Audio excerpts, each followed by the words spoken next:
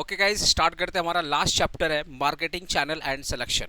ठीक है ना, ये भी 10 मार्क्स का चैप्टर है। मार्केटिंग चैनल सिलेक्शन बहुत इजी है, बहुत इजी है। आप अगर खुद से पढ़ेंगे तब भी हो जाएगा। स्टिल मैं इसको विद इन 15 से 20 मिनट में चैप्टर कंप्लीट कर दे रहा हूँ। देखो, मार्केटिंग चैनल का मतलब क्या होता है। प्रोडक्शन होता है फैक्ट्री में, प्रोडक्शन होता है फैक्ट्री में, कस्टमर अपने एरिया में है, तो फैक्ट्री से उनके कस्टमर के एरिया तक जो सामान जाएगा कैसे जाएगा।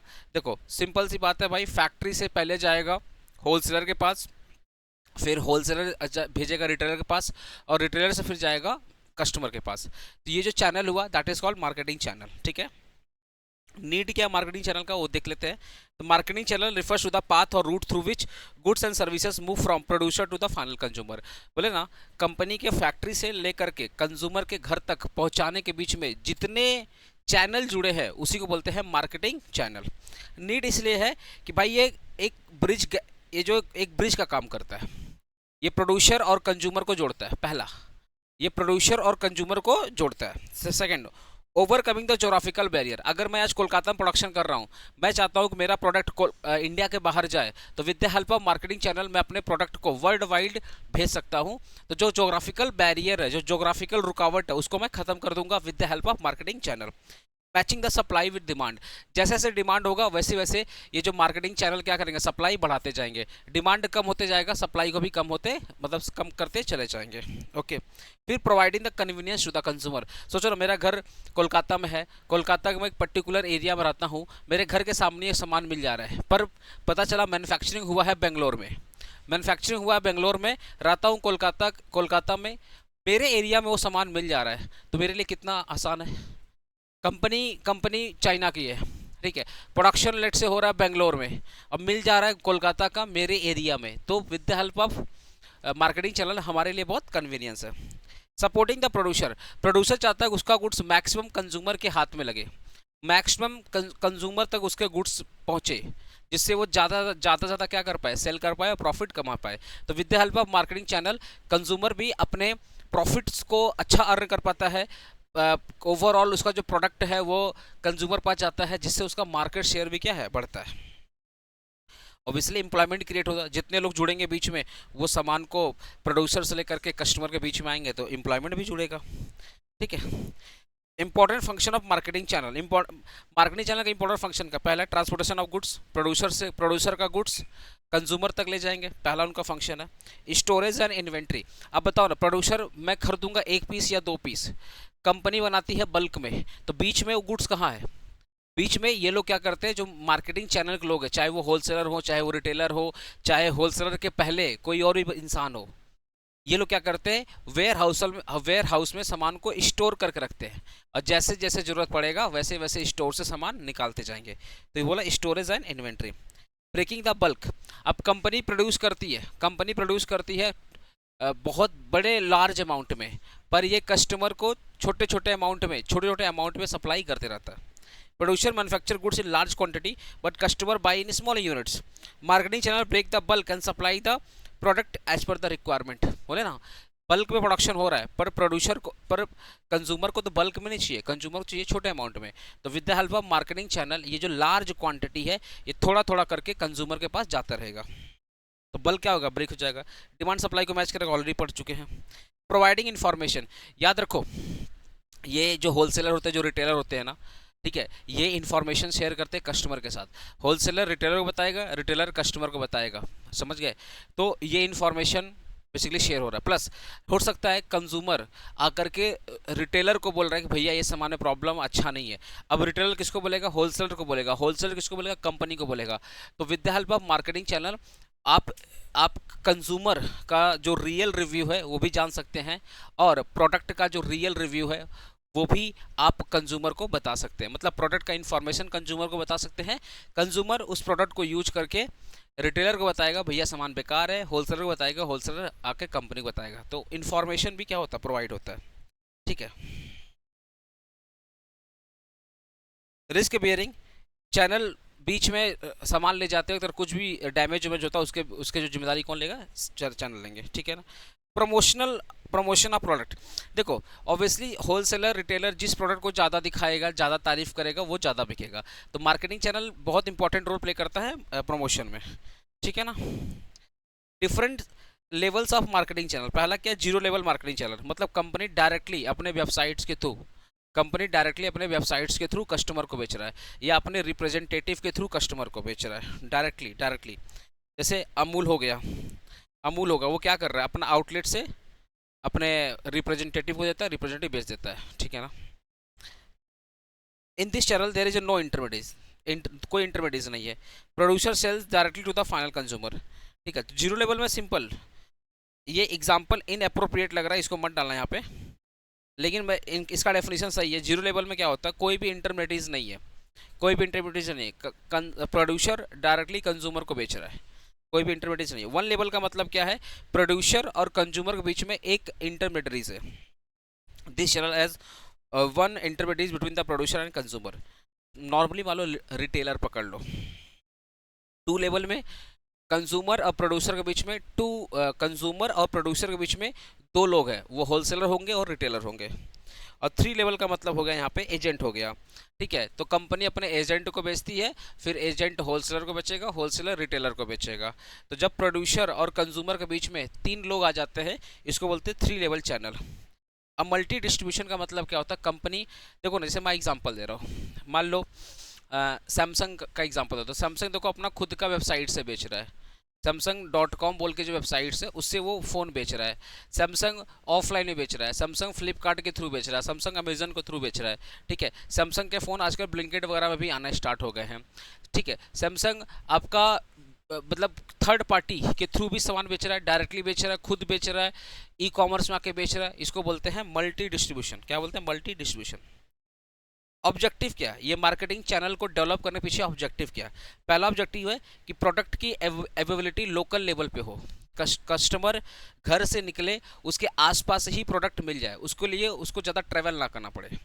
तो पहला ऑब्जेक्टिव है मार्केटिंग चैनल का कि प्रोडक्ट जो है उसके घर के आसपास ही अवेलेबल रहे, जो प्रोड्यूसर और कंज्यूमर के बीच का गैप है वो ख़त्म हो जाए, कम से कम डिस्ट्रीब्यूशन कॉस्ट लगे, ठीक है ना।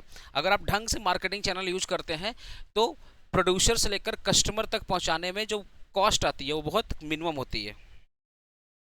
कस्टमर को आप कन्वीनियंस प्रोवाइड करना चाहते हैं, कस्टमर को आप बेटर सर्विस प्रोवाइड करना चाहते हैं, कंपनी अपने मार्केट कवरेज को बढ़ाना चाहती है। कंपनी ज़्यादा से ज़्यादा अगर कस्टमर तक पहुंचेगी तो कंपनी का जो मार्केट शेयर है वो क्या होगा, एक्सपेंड होगा, ठीक है। What are the factors important selecting appropriate market channel. जब हम लोग मार्केट चैनल सेलेक्ट करते हैं तो क्या क्या फैक्टर ध्यान में रखते हैं। पहला है नेचर ऑफ द प्रोडक्ट, अगर प्रोडक्ट पेरिसेबल नेचर का है, जल्दी खराब हो जाएगा, तो हम लोग शॉर्ट चैनल देखते हैं।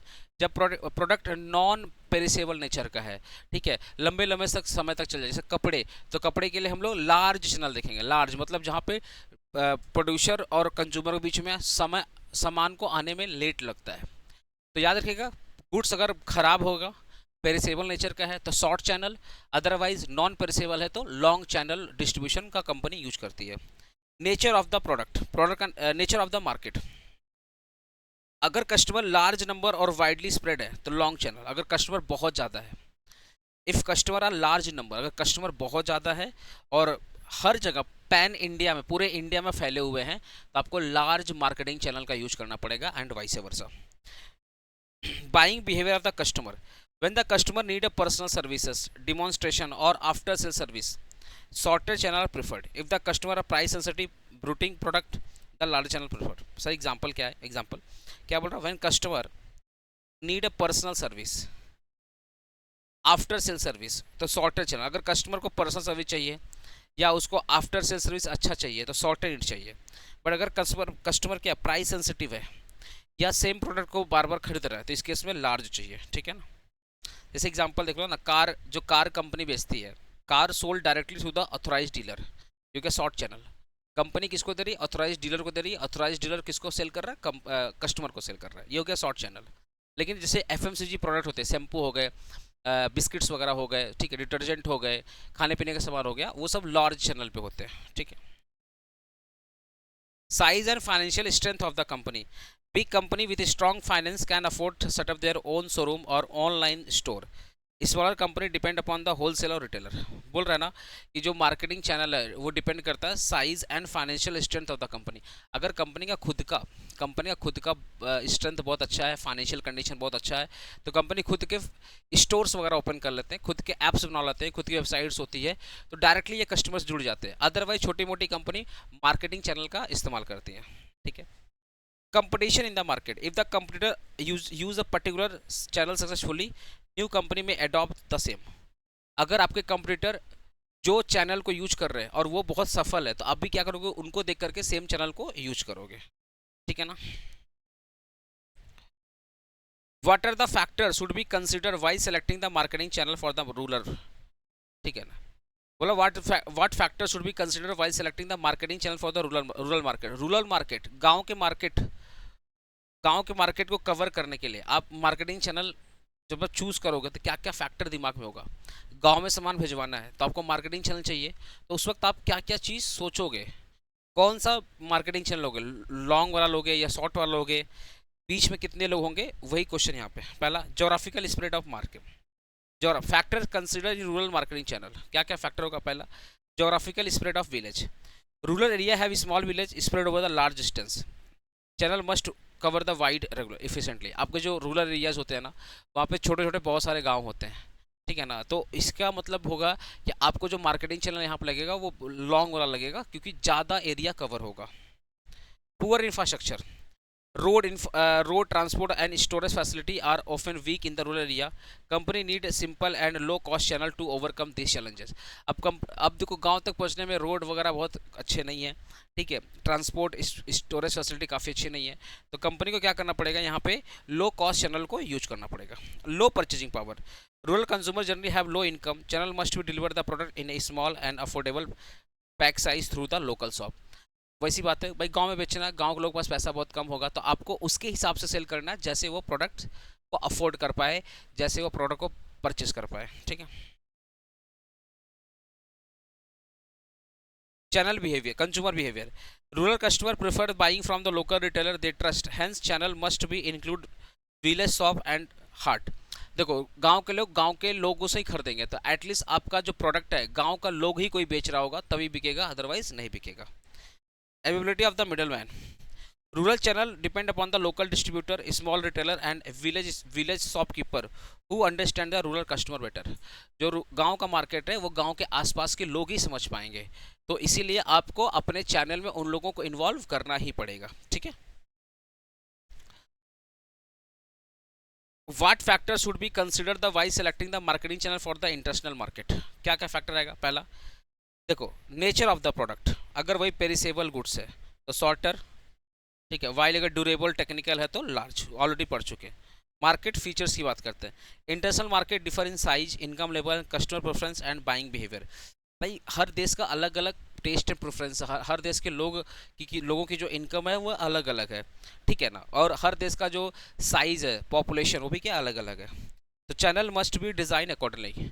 अब तुम सिंगापुर का पॉपुलेशन देख लो और चाइना का पॉपुलेशन देख लो, क्या सेम है? नहीं ना। तो आपको सिंगापुर के लिए अलग मार्केटिंग चैनल देखना पड़ेगा, उसके लिए आपको अलग स्ट्रैटेजी बनाना पड़ेगा, और चाइना के लिए आपको अलग बनना पड़ेगा। Political and legal environment, every country has its own rules on import, trade restriction, distribution right and foreign investment. Channel must B follow the local regulation. Her company का अपना रूल्स एंड रेगुलेशन है regarding the distribution of channel. तो आपको अपना जो भी channel बनाना है वो उस देश के कानून को फॉलो करके, ऐसा नहीं कि आपको इंडिया वाले कानून को ही ले जाना, नहीं। Competition in foreign market, if the competition is strong, company may need a shorter channel to directly control the sale and service। if the competition is low, indirect channel may be sufficient। अगर foreign market में competition ज़्यादा है तो company shorter channel को follow करेगी, और जिससे customer को बहुत कम टाइम पे रीच करेगी और सस्ते में प्राइस ऑफर करेगी। बट अगर कस्टमर लो है तो कंपटीशन लो है तो वो लार्ज वाले को फॉलो करेगी। Cost and profitability, international distribution involve high cost of transportation, custom duty and storage and intermediates. Company must B select cost effective channel that still maintain the quality of service. देखो भाई international में आप export या import कर रहे हो तो ये काफ़ी ज़्यादा महंगा पड़ता है, तो कंपनी को बहुत सोच समझ करके वही चैनल को यूज करना है जो कंपनी के लिए कॉस्ट इफेक्टिव हो, जो कंपनी के लिए सस्ता हो। ठीक है। What do you mean by the performance evaluation of channel member, how do you evaluate the performance. देखो ना, अगर आपने जो टारगेट अचीव किया था, अगर वो टारगेट अचीव हो गया तो आपके बोले जाएंगे कि आपके जो एजेंट है, आपके जो होलसेलर है, आपके जो रिटेलर है, वो लोग अच्छा काम कर रहे हैं। बट आपने जो सेल्स का टारगेट रखा था, अगर वो अचीव नहीं हुआ तो आपके जो बीच के मिडिल मैन है, चाहे वो एजेंट हो, चाहे वो रिटेलर हो, चाहे वो होलसेलर, वो ढंग से काम नहीं कर रहे हैं। तो पहला हो गया, अगर हमारा सेल अचीव हो गया तो वो अच्छे हैं, अदरवाइज खराब है। मार्केट कवरेज, आपने जितना सोचा था कि आपका मार्केट कवरेज एटलीस्ट 10% बढ़ना चाहिए। अगर आपका 10% मार्केट कवरेज बढ़ गया तो ऑब्वियसली आपके बीच के जो मिडिल मैन है वो अच्छे से अपना काम कर रहे हैं। अगर नहीं बढ़ा तो कहीं पे कुछ गड़बड़ है। इन्वेंट्री मैनेजमेंट, अगर टाइम पे डिमांड सप्लाई मैच हो रहा है, प्राइस ज़्यादा फ्लक्चुएट नहीं कर रहा है, तो आपके जो डिस्ट्रीब्यूशन चैनल है बहुत अच्छे से काम कर रहे हैं। बट अगर डिमांड सप्लाई मैच नहीं हो रहा है, प्राइसेस बहुत ज़्यादा फ्लक्चुएट कर रही हैं, तो आपके जो मिडिल मैन चैनल है, जो डिस्ट्रीब्यूटर चैनल है, वो अच्छे से काम नहीं कर रहे हैं। ठीक है। Financial stability and creditworthiness, strong financial position and timely payment to the company are the key factors evaluating the intermediates. अगर आपके जो देखो, ये जो एजेंट होते हैं, जो होलसेलर होते हैं, ये जो रिटेलर होते हैं, ये तो उधारी पे सामान लेते हैं ना। ये जो एजेंट होते हैं तो बल्क में सामान उठाते हैं, होलसेलर रिटेलर ये सब बल्क में सामान उठाते हैं। तो अगर ये टाइम पे पेमेंट करते हैं कंपनी को, तो कंपनी देखती है यार ये टाइम पे पेमेंट कर रहे हैं, इसका मतलब इनको भी पैसा टाइम पे मिल रहा है। अगर रिटेलर होलसेलर ये लोग टाइम पे पेमेंट कर रहे हैं तो इनको पैसा भी तो टाइम पे मिल रहा है। तो इस केस में हम लोग पता कर सकते हैं कि हमारे जो मिडिल मैन है वो काफ़ी अच्छा काम कर रहे हैं। Promotional support, channel member who participate in the promotion activities display the product well and corporate the marketing campaign perform better। अगर आपके जो आपके खुद के जो मिडिल मैन है, चाहे वो एजेंट हो, चाहे वो होलसेलर हो, चाहे वो रिटेल हो, अगर आपके प्रोडक्ट को ज़्यादा से ज़्यादा कस्टमर को दिखाते हैं, ज़्यादा से ज़्यादा फीचर्स को बताते हैं, तो इससे ये पता चलता है कि ये लोग हमारे लिए काम कर रहे हैं। तो इनके परफॉर्मेंस को ऐसे भी जज कर सकते हैं। ठीक है। अगर कस्टमर सेटिस्फाई है तो इससे भी जज कर सकते हैं। ठीक है। कस्टमर बार बार ये channel member who show loyalty to the company's brand and cooperate with the policies valued higher। जो चैनल कंपनी से बार बार परचेज कर रहा है, मान लो एजेंट है, होलसेलर है, रिटेलर है, वो कंपनी से बार बार परचेज कर रहा है, तो वो कंपनी के लिए लॉयल है और कंपनी की वो पॉलिसी को एक्सेप्ट करता है, तो कंपनी भी ऐसे चैनल को बहुत रिस्पेक्ट करती है और लंबे समय पर उधारी भी सामान बेच देती है। ठीक है। How can marketing channel member be motivated, leading and communicated with, मतलब आप मार्केटिंग चैनल मेंबर को मोटिवेट कैसे करोगे, लीड कैसे करोगे, कम्युनिकेट करोगे। देखो भाई, मोटिवेट करने का सिंपल सा होता है, मनी इज मोटिवेशन। तो पहले आप उनको पैसे का लालच दो कि भैया हाई मार्जिन देंगे, डिस्काउंट में सामान देंगे, अगर तुम टारगेट अचीव कर लोगे तो कमीशन देंगे, बोनस देंगे, वो दो। नॉन फाइनेंशियल, आप उनको अवार्ड वगैरह दो, बेस्ट डिस्ट्रीब्यूशन चैनल का अवार्ड दो। ट्रेनिंग एंड डेवलपमेंट, आप जो मार्केटिंग चैनल के लोग हैं उनको आप एजुकेट करिए, कैसे, आप अपने प्रोडक्ट के बारे में बताइए। ठीक है ना। आप उनको सेल्स टेक्निक समझाइए और कस्टमर्स कैसे बात करना वो सब सिखाइए। मतलब उनको आप ट्रेन कर रहे हो, तो वो भी एक तरीका होता है मोटिवेट करने का। Promotional assistance, supply poster, advertisement, display and free sample to the support sale. आपको ना अपने जो होलसेलर है, जो आपके रिटेलर्स है, जो आपके एजेंट है, आपको उनको फ्री सैंपल में बहुत सारा सामान देना पड़ेगा, तब जाकर वो कस्टमर को फ्री सैंपल दे करके आपका प्रमोशन कर पाए। तो उनको मोटिवेट करने के लिए ना आपको बहुत सारा फ्री सैंपल प्रोडक्ट देना पड़ेगा। प्रॉफिट शेयरिंग अपॉर्चुनिटी, आप ना मार्केटिंग चैनल को पता क्या बोल रहे हो कि चलो हम लोग मिल करके प्रॉफिट कमाते हैं। ठीक है भाई, मार्केटिंग चैनल तो इंपॉर्टेंट है ना, तो आप बोल रहे हो कि जो भी प्रॉफिट आया उसमें से आपको हिस्सा दे देंगे।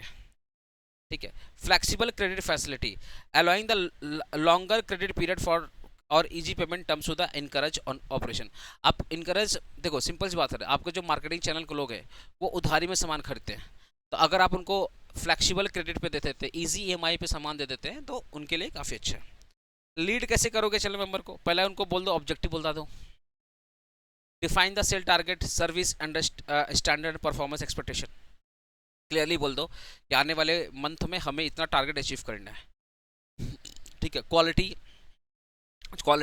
से कोई कॉम्प्रोमाइज़ नहीं है, जो भी फीचर्स आपको बताया जा रहा है कस्टमर को आपको सेम फीचर्स बताना है।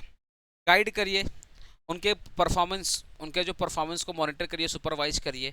ठीक है। और अगर कुछ प्रॉब्लम हो रहा है, कहीं डीमोटिवेट हो रहा है, तो उनको इनकरेज करिए। ठीक है।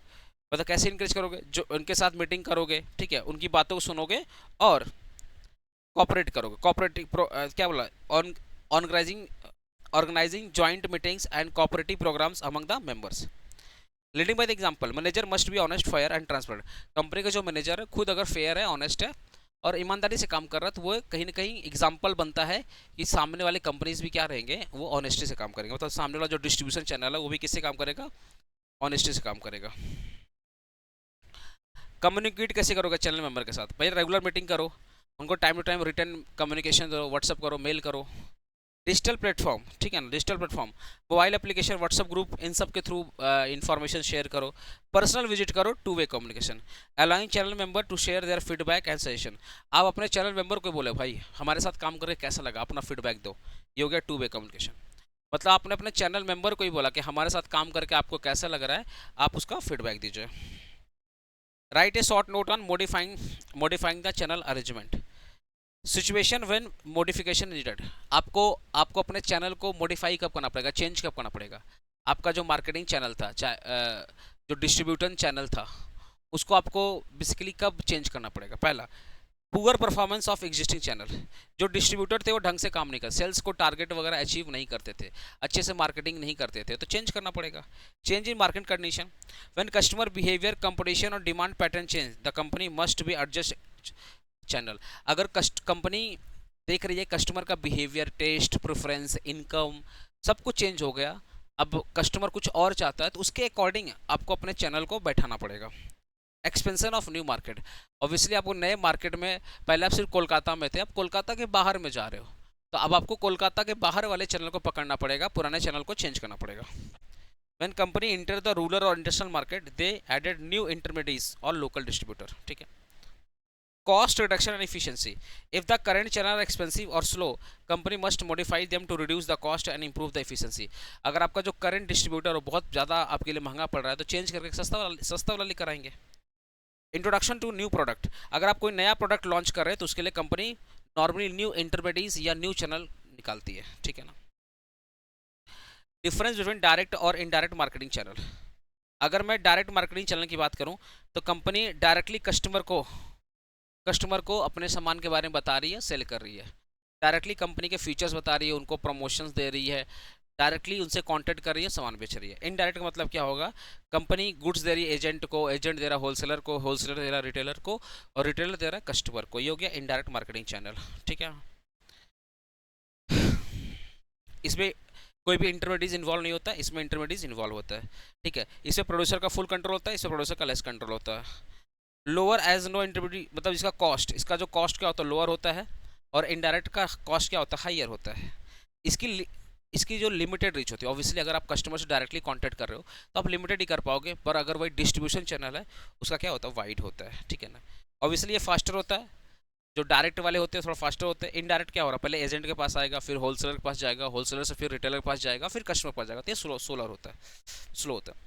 Who are the key member of the marketing channel, marketing channel में कौन कौन से की मेंबर है। पहले ऑब्वियसली जो मैन्युफैक्चरर है, जो प्रोड्यूसर है, जो गुड्स को प्रोड्यूस कर रहा है और जो गुड्स को उधारी पे बेच रहा है, एजेंट को, होलसेलर को, रिटेलर पे, तो पहला मेंबर हो गया प्रोड्यूसर। दूसरा हो गया ऑब्वियसली होलसेलर जो बल्क में सामान ले रहा है, रिटेलर जो होलसेलर से सामान परचेज कर रहा है, और बाद में एजेंट एंड ब्रोकर, ठीक है। अब एजेंट एंड ब्रोकर का प्लेस यहाँ भी, देखो कभी कभी एजेंट और ब्रोकर यहाँ भी आ जाते हैं, मतलब प्रोड्यूसर से डायरेक्टली कांटेक्ट कर लेते हैं, या कभी कभी जो एजेंट और ब्रोकर होते हैं वो होलसेलर से भी होते हैं, कभी कभी जो एजेंट और ब्रोकर होते हैं वो रिटेलर से भी हो सकते हैं, तो ये भी one of the important role play करते हैं, ठीक है। जो डिस्ट्रीब्यूटर्स है, they are appointed by the producer to sell the goods in particular region, they manage the wholesale, retail and service centre. मतलब कंपनी के खुद के डिस्ट्रीब्यूटर, कंपनी के खुद के, क्या बोला यहाँ पे, they are appointed by the producer, company खुद उनको अपॉइंट कर रही है प्रोडक्ट को बेचने के लिए, और इन्हीं को बोला जाता है भैया आप होलसेलर, रिटेलर और एजेंट को, ब्रोकर को, सबको मैनेज करो, ठीक है। ये 5 पॉइंट लिख दीजिएगा, ओके। तो आपका सेल्स मैनेजमेंट खत्म हो रहा है दोस्तों, थैंक यू। अभी मैं आपको सजेशन दे रहा हूँ, ठीक है, अभी मैं आपको सजेशन दे रहा हूँ सेल्स मैनेजमेंट का।